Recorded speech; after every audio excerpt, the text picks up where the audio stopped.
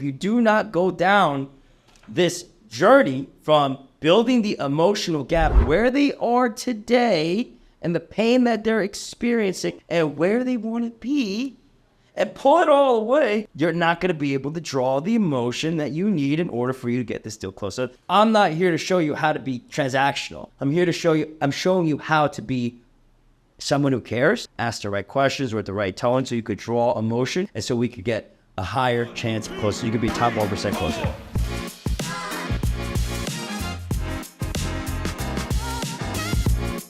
Hey everybody, I'm David Choi and welcome to my YouTube channel. Today, we actually have two new guys starting with us, and what we're doing is going over an appointment setting script. A lot of scripts nowadays are incredibly transactional, but we believe here at Leverage, if you want to get a good deal, you can't just ask them transactional questions. You can't be sitting on the surface level. You need to go below the surface and really figure out what the prospect is going through, what problems they're experiencing, what their goals are, what the future might look like, and really understand their needs. So that way, when you do present that offer, you're able to make a tailored presentation that's gonna get that person not only to sell the property, but see the future and all the problems kind of disappear along the way. If you're able to do that every single time, from your lead managers who set the appointments to your acquisition managers that close the deal, if you're able to draw that emotion, because 95% of decisions are emotion-based decisions,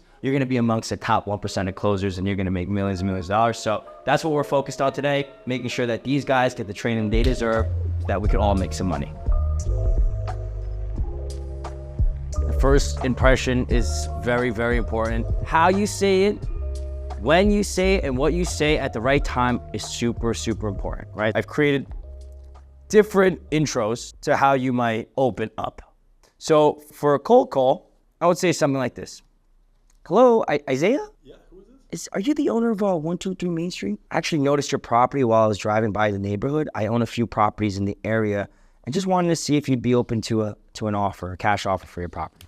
You're making a statement in a question tone, but in a friendly way. Don't go all question, no friendly. So the questioning tone really makes their brain start to think, do I know this person? Because it overcomes their initial gut reaction, which is, I'm eating lunch right now, dude, like, F off, right? You got to overcome that through the right tone.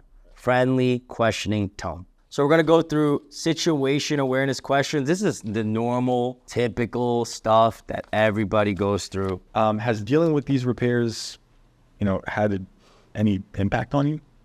Yeah, I'm definitely getting tired of it now. See, this is important, right? This tone in here is really important because it's a emotional probing question. Yeah. You want to say it like with a lot of empathy and care. Has dealing with these repairs had an impact on you? So when you see key stress words like stressed, tired, frustrated, you just repeat that word back to them. Tired? In what way? It's an emotional journey because 95% of decisions are emotion-based decisions, right? And so unless you're able to draw emotion, if you're not able to draw emotion, you're unable to close. And so I was selling a course, my event. I'm using neurolinguistics to get the results I'm looking for. So I asked him started with the situational question. What are they doing? What have they done? Who are they? Then I go through the problem. What kind of problems have you been dealing with? Like, how long have you been trying? Why haven't you been seeing results? What have you done so far to try to take action? Why isn't that working out for you? How many hours and years have you spent in this journey to try to get to your goal? And by the way, what is your goal? What does 5 years look like for you? Say you decide to take action. What does 5 years look like for you? Oh, I'm going to be worth this much money. I want X amount of rentals. I want to make X amount of cash flow. I want to have X amount of things. I said, man, that's beautiful. You could do it. You could do that, right? Then you pull it all away. And then I tell them a story. I tell them my story. I said, it took me 4 years to get a deal. 4 years of showing up to networking events, reading books, listening to podcasts, working at shops, learning, going to school, doing all these things so I could get my first deal. It took me 4 years. And man, one of the biggest regrets I have is I didn't take action. If only I took action. What does life look like for you 3, 9, 18, 2 years from now if you don't start taking action. Pull away all their dreams, pulling their dreams away. What happens? Now you could transition, right?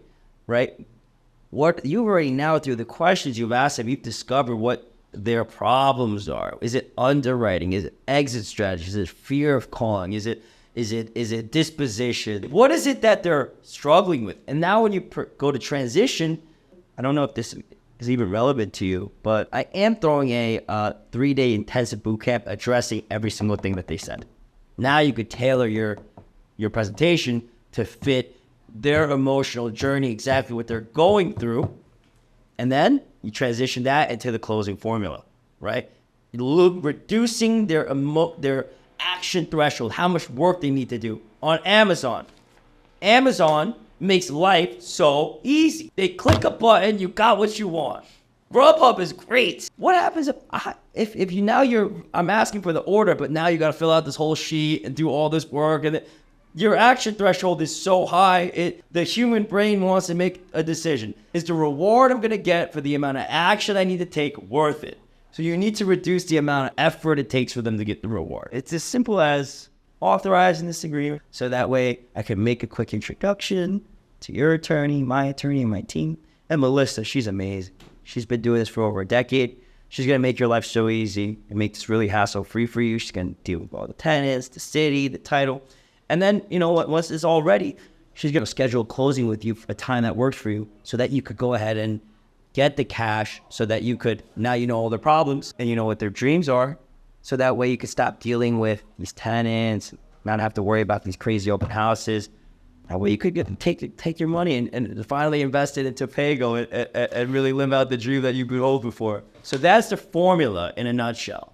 If you do not go down this journey from building the emotional gap where they are today and the pain that they're experiencing and where they want to be and pull it all away, you're not going to be able to draw the emotion that you need in order for you to get this deal closed. So I'm not here to show you how to be transactional. I'm showing you how to be someone who cares, ask the right questions with the right tone so you could draw emotion and so we could get a higher chance of close. So you could be top 1% closer.